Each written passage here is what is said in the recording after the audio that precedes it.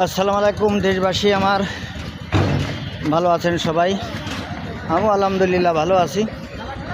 তো দেখেন, এই কিছুদিন ধরে মানে ইলেকশনের ফেব্রুয়ারির 12 তারিখে ইলেকশনের পর থেকে গুঞ্জন শুনতেছি যে মাঠে ঘাটে হাট বাজারে আমলিকের যে গুঞ্জন যে ওরা আন্দোলনে নামবে, এই কথা প্রায় সব সময় শুনতেছি।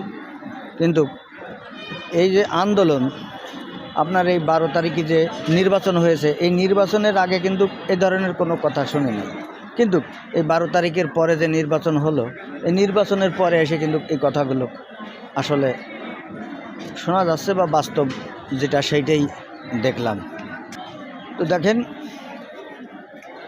এই দেশের বর্তমান প্রধানমন্ত্রী হলো তারেক জিয়া। আমার প্রশ্ন হলো তারেক জিয়ার কাছে যে আপনি বাংলাদেশে থেকে বাংলাদেশ চালাবেন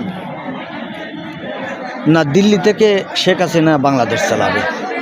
আপনার কাছে আমার প্রশ্ন। মানুষ কত অতিষ্ঠ হবে, কত গণ্ডগোল, কত ফ্যাসাদ, কত মারামারি, কত খুনোখুনির ভিতর দিয়ে মানুষ জীবনযাপন করবে, এটা আপনার কাছে প্রশ্ন। যে মানুষকে একটু শান্তিতে থাকতে দেন, মানুষ একটু শান্তি খোঁজে, মানুষ খেয়ে না খেয়ে মানুষ কিন্তু শান্তি খোঁজে।